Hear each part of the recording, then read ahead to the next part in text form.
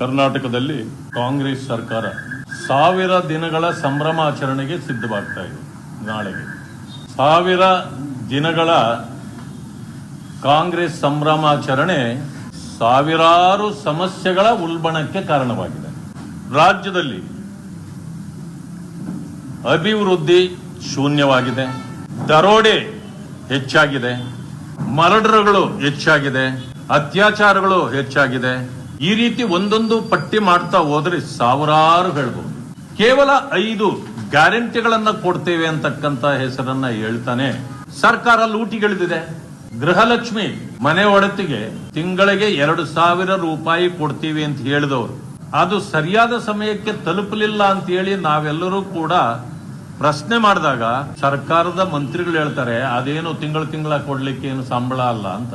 ಮತ್ತಿನ್ನೇನದು, ಯಾಕೆ ಕೊಟ್ರಿ ನೀವು? ಅದು ರೆಡ್ ಹ್ಯಾಂಡ್ ಆಗಿ ಸಿಕ್ಕಿ ಬಿದ್ದಿದ್ದು ಎಲ್ಲಪ್ಪ ಅಂತಂದ್ರೆ 20 ತಿಂಗಳು ಕೊಟ್ಟಾಯ್ತು, 21 ಆಯ್ತು, 24 ಆಯ್ತು ಅಂತ ಹೇಳ್ತಿದ್ರಲ್ಲ. ಜನವರಿ ಫೆಬ್ರವರಿ ಇದು ಯಾಕೆ ಕೊಟ್ಲಿಲ್ಲ 2025ರಲ್ಲಿ ಅಂತ ಕೇಳಿದ್ವಿ. ಇಲ್ಲ ನಿಮಗೆ ಗೊತ್ತೇ ಇಲ್ಲ, ನಾವು ಎಲ್ಲಾ ತಿಂಗಳು ಕೊಟ್ಟು ಬಿಟ್ಟಿದೀವಿ ಅಂತ ಹೇಳಿ ಬೆಳಗಾವಿ ಅಧಿವೇಶನದಲ್ಲಿ ಹೇಳಿದ್ವಿ. ಈ ರೀತಿ ಅಂಕಿಅಂಶಗಳು ಸಿಗೋದು ಬಹಳ ಕಷ್ಟ, ಆದರೆ ಬಹಳ ಕಷ್ಟಪಟ್ಟು ನಾವು ತೆಗೆದಿದ್ವಿ. ಆರಿಕೆ ಉತ್ತರ ಕೊಟ್ಟು ಎಲ್ಲಾ ತಿಂಗಳು ಕೊಟ್ಟಿದ್ವಿ ಅಂದ್ರು. ಜನವರಿ ಫೆಬ್ರವರಿ ಯಾಕೆ ಕೊಟ್ಲಿಲ್ಲ ಅಂತಂದ್ರೆ ಅವ್ರ ಹತ್ರ ಅದಕ್ಕೆ ಉತ್ತರ ಇರಲಿಲ್ಲ, ಸಿಕ್ಕಿಬಿದ್ರು. ಕೇಳಿದ್ವಿ, ಗೃಹಲಕ್ಷ್ಮಿಯರಿಗೆ ಕೊಡೋದ್ರ ಬದಲು ಇದು ಯಾವ ಲಕ್ಷ್ಮಿಗೆ ಕೊಟ್ರಿ ಅಂತ. ಗೃಹಲಕ್ಷ್ಮಿಯವರಿಗೆ ಅದು ಕೊಡಬೇಕಾಗಿದ್ದು, ಆದ್ರೆ ಹೋಗಿದ್ದು ಬೆಳಗಾವಿಯ ಲಕ್ಷ್ಮಿಗೆ ಅಂತೇಳಿ ಗೊತ್ತಾಯ್ತು. ಸಚಿವರು ಸದನದಲ್ಲಿ ಅದು ಕಣ್ತಪ್ಪಿನಿಂದ ಆಗೋಗಿದೆ, ನಾನು ಅಂದ್ಕೊಂಡಿದ್ದೆ, ಆದ್ರೆ ಫೈನಾನ್ಸ್ ಡಿಪಾರ್ಟ್ಮೆಂಟ್ ಬಿಡುಗಡೆ ಮಾಡಿಲ್ಲ. ಇಂಥ ಉತ್ತರವನ್ನು ಕೊಡಬಹುದಾ? ಅಂದ್ರೆ ಇದು ಲೂಟಿ ಸರ್ಕಾರ ಅಲ್ವಾ? ಪರಿಶಿಷ್ಟ ಜಾತಿ ವರ್ಗಗಳಿಗೆ 42,000 ಕೋಟಿ ಹಣ ಇಟ್ಟಿದ್ದೀವಿ ಅಂತಂದ್ರಿ, ಆದ್ರೆ ಅವ್ರಿಗೆ ಸಿಕ್ಕಿದ್ದು ನಯಾ ಪೈಸೆ ಇಲ್ಲ. ಗ್ಯಾರಂಟಿ ನನಗೂ ಫ್ರೀ ನಿನಗೂ ಫ್ರೀ ಅಂತ ಹೇಳಿದ ಮುಖ್ಯಮಂತ್ರಿಗಳು ದಲಿತ ಸಮುದಾಯಗಳಿಗೆ ಯಾಕೆ ಗ್ಯಾರಂಟಿ ಹಣ ಕೊಟ್ಟಿಲ್ಲ? ಇದುವರೆಗೂ ಕೊಟ್ಟಿಲ್ಲ.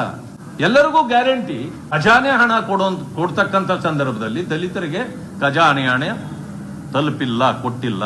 ಅದನ್ನ ಪ್ರಶ್ನೆ ಮಾಡಲಾಗಿ 42,000 ಕೋಟಿ ಅವರಿಗೆ ಸಪರೇಟ್ ಆಗಿ ಇಟ್ಟಿದ್ದೀವಲ್ಲ ಅದರಿಂದ ಕೊಡ್ತೀವಿ ಅಂದ್ರು. ಅದು ಗ್ಯಾರಂಟಿ ಹಣ ಆಗೋದಿಲ್ಲ. ಯಾಕೆ ಅಂತಂದ್ರೆ ಅವರ ಅಭ್ಯುದಯಕ್ಕಾಗಿ,